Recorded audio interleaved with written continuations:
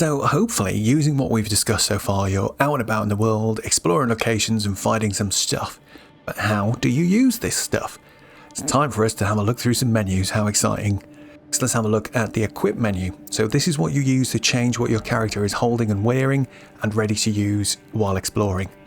On the left hand side of the screen you can see various slots. As you move the cursor around with the D-pad, you'll see the name of the slot change at the very top of the screen. So we've got things like left and right hand weapons, types of arrow, armor, talismans, and then these quick access items at the very bottom. If you click into one of these slots, you'll be shown a list of items that you're allowed to use in that slot. One thing I want to focus on is how the numbers in the middle of the screen change while you're changing armaments and armor.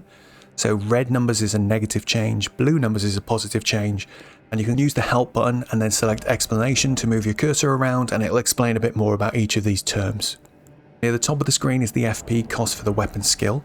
Sometimes this is nice and straightforward. For example, this weapon's charge skill just uses 16 FP.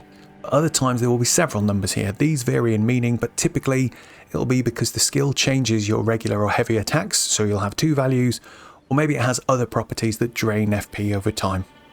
For armaments, the attack power here shows two numbers. The one on the left is the basic damage amount, and this can be followed by a positive or negative symbol and then another number. This is your attack bonus. This number is based on two things, the attribute scaling below, and then whether you meet the attributes required.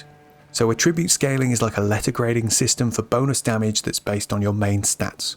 The ranks go from A through to E, with A being the best and E being the worst, and there's also an S, which is bizarrely above A.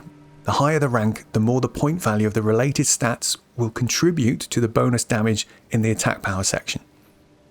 Attributes required shows the minimum stat level you need to be able to use an armament effectively. You can equip things without meeting the stat requirements, but they'll just either flat out not work or they just won't be very effective. For example, if we equip a weapon we don't have the stats for, you'll see we'll get a negative attack bonus. The only exception on these attribute requirements is for strength. When you two-hand a weapon, it'll effectively increase your current strength stat by 50%.